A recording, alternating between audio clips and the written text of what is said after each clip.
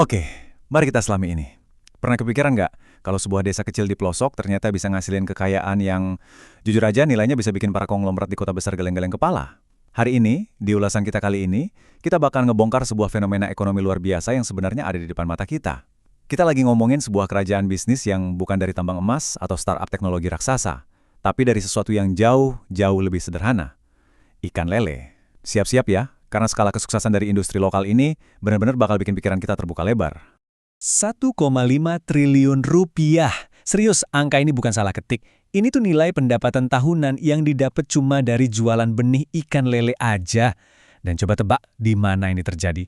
Bukan di pusat bisnis elit di Jakarta, melainkan di dua desa kecil di Kabupaten Kediri, Jawa Timur. Namanya Desa Tulungrejo dan Desa Pelem. Skala industrinya tuh luar biasa masif. Bayangin aja, cuma dari budidaya benihnya doang, perputaran uang di tingkat lokal bisa nembus angka astronomis itu tiap tahun. Ini bukti nyata kan, potensi ekonomi dari tingkat akar rumput tuh sama sekali nggak bisa diremehin. Dan yang bikin makin kagum, keberhasilan mereka ini nggak cuma mentok dijual ikan mentah loh. Desa-desa ini udah dengan sangat brilian neratin konsep hilirisasi. Ya, konsep yang biasanya cuma kita dengar di industri tambang skala raksasa itu. Mereka nggak cuma ngebudidayain 14 miliar ekor benih lele setiap musim, yang mana itu jumlah yang gila banget banyaknya, tapi mereka juga ngebuka lebih dari 2.500 lapangan kerja baru buat warga lokal. Caranya gimana? Lewat inovasi produk turunan. Lelenya diolah jadi sate, keripik lele yang renyah, nugget, bahkan sampai albon lele. Ini nih yang namanya penciptaan kekayaan lokal dan kemandirian ekonomi yang benar-benar nyata. Dan ini mengilustrasikan dengan sangat brilian bahwa ledakan ekonomi lokal di Kediri tadi itu sebenarnya cuma satu bagian dari mesin produksi nasional kita yang super raksasa. Kalau kita lihat datanya, Jawa Barat memimpin jauh banget dengan produksi lebih dari 250 ribu ton lele setiap tahun. Terus disusul sama Jawa Tengah dengan hampir 200 ribu ton dan Jawa Timur di angka sekitar 150 ribu ton.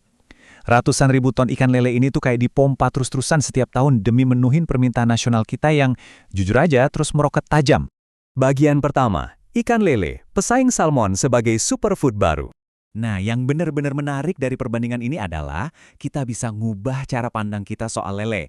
Selama ini kan lele sering banget dipandang sebelah mata ya, sekedar makanan pinggir jalan yang murah meriah. Tapi, mari kita definisikan ulang lele sebagai superfood sejati. Apalagi di tengah tantangan nasional kita buat berantas stunting dan ningkatin gizi anak-anak, lele ini hadir sebagai solusi yang luar biasa kuat. Coba deh perhatiin perbandingan langsungnya. Banyak dari kita berasumsi kalau protein tinggi cuma ada di ikan laut mahal kayak salmon impor kan? Tunggu dulu. Untuk setiap 100 gram, ikan lele itu ngandung sekitar 16-18 gram protein. Angka yang sangat-sangat bersaing dengan salmon yang ada di angka 20 gram. Gak cuma itu, kalori lele jauh lebih rendah. Cuma 105 kilokalori dibanding salmon yang nembus 200 kilokalori. Lemaknya juga jauh lebih dikit. Terus yang paling penting nih, harganya. Harga lele itu cuma sebagian kecil aja dari harga salmon. Plus, lele dibudidayakan di air tawar terkontrol, jadi cenderung lebih aman dari paparan merkuri limbah laut. Fakta ini bener-bener ngehancurin bias kita selama ini kan? Buat ngasih sedikit gambaran seberapa krusialnya hal ini, fakta medis nunjukin kalau buat mencegah stunting dan ngebantu ningkatin IQ anak, kita tuh sebenarnya cuma butuh asupan sekitar 30 gram protein aja per harinya. Jadi buat nyapai tujuan gizi nasional kita sama sekali nggak butuh bahan makanan impor yang mewah dan menguras kantong. Superfood lokal kita yang super terjangkau ini udah lebih dari cukup buat menuhin standar kebutuhan harian itu dengan sangat mudah. Bagian kedua, efek pengganda program makan bergizi gratis. Mari kita lanjut dan lihat bagaimana ini semua berkembang, terutama waktu potensi gizi lele ini ketemu sama kebijakan berskala besar, yaitu program makan bergizi gratis atau MBG. Masukin lele ke dalam menu MBG itu bukan cuma soal ngasih makan anak-anak loh, tapi ini nyiptain efek pengganda ekonomi alias multiplier effect yang skala masanya bener-bener gila. Kita bedah hitung-hitungannya ya. Ada sekitar 26.000 dapur MBG yang tersebar di seluruh penjuru Indonesia. Nah, kalau setiap dapur aja butuh katakanlah 2.500 ekor lele per minggu buat menu, minimal satu kali makan, artinya kita butuh 66 juta ekor lele, atau setara dengan 13,2 juta kilogram lele setiap minggunya. Bayangin, kalau harga lele di tingkat petani itu Rp28.000 per kilo, program ini bakal langsung nyuntikin 370 miliar rupiah setiap minggunya langsung ke akar rumput. Setahun, ini ngebentuk perputaran ekonomi sampai 17,8 triliun rupiah. Uang triliunan ini ngalir langsung ke kantong peternak lokal, penjual pakan, supir logistik, sampai ibu-ibu pekerja lepas. Ini nih mesin ekonomi kerakyatan yang sebenarnya. Dan tahu nggak sih, kehebatan lele lokal kita ini pamornya nggak cuma di dalam negeri aja.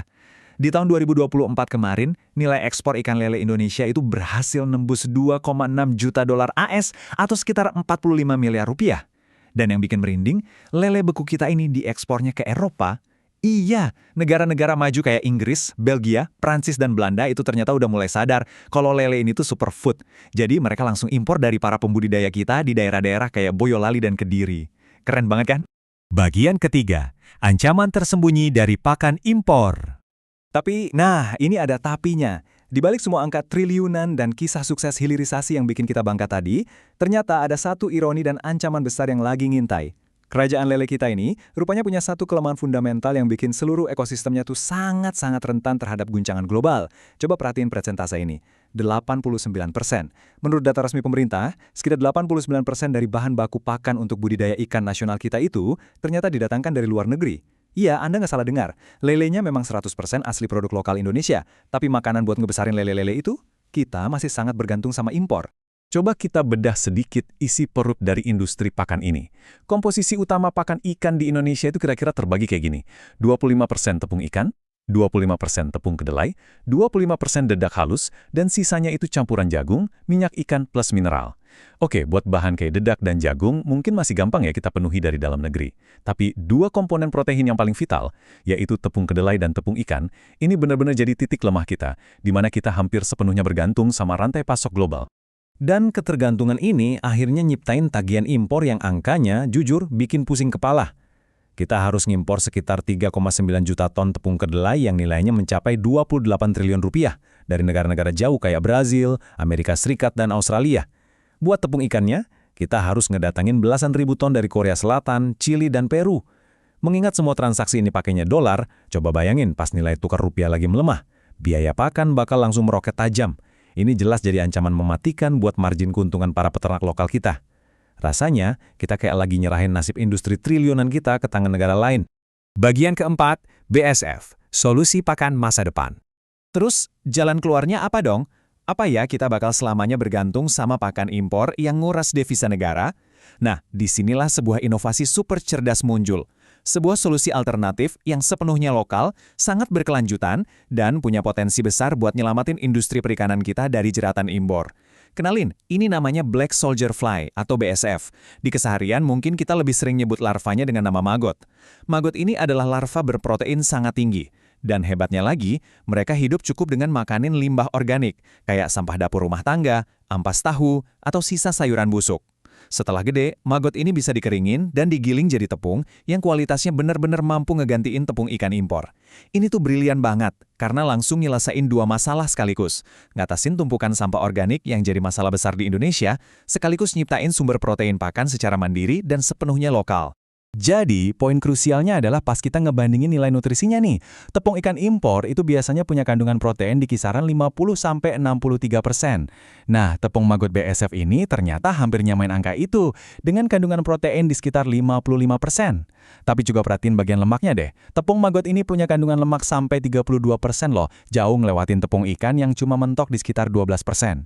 Kombinasi protein tinggi plus lemak yang berlimpah ini ngejadiin BSF nutrisi yang sangat efektif buat maju pertumbuhan ikan lele secara ngebut.